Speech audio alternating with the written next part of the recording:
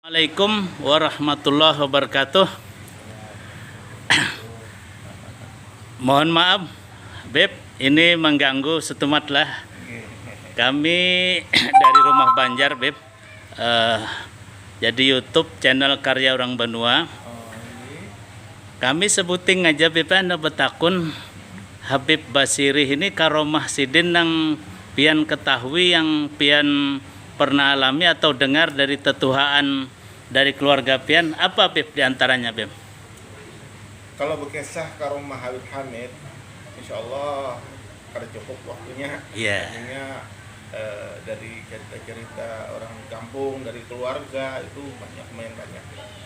Dan beberapa yang masyhur. Iya. Ada yang beliau itu buat halwatnya itu di pohon nyur, ada yang di banyu, macam-macam. Iya, iya. Jadi memang kada bermurid. Ada sidin seorang. Jadi nang kisah di atas nyur tuh, Beb, sidin itu selama 40 hari jadi istilahnya kada turun-turun apa kisahnya? Iya.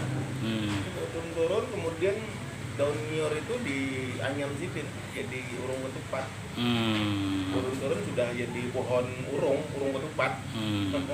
Jadi artinya hari-hari makan minum itu kisahnya kayak apa, Beb? Kayak apalah. Iya.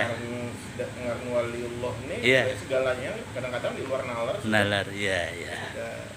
Kada kau masuk. Kada kau masuk di kepir. Iya, iya. Sidin kada makan, kada minum itu. Iya. Di sidin biasa aja. Iya, iya. Biasa kita 2-3 hari aja. Iya.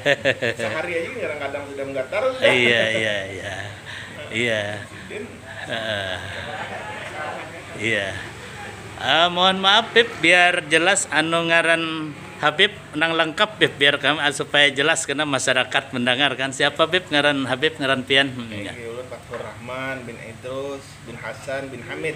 Bin Hamid. Ulun keturunan yang ketiga daripada Habib Hamid bin Abbas bin Hashim. Amin, alhamdulillah. Ya, ya.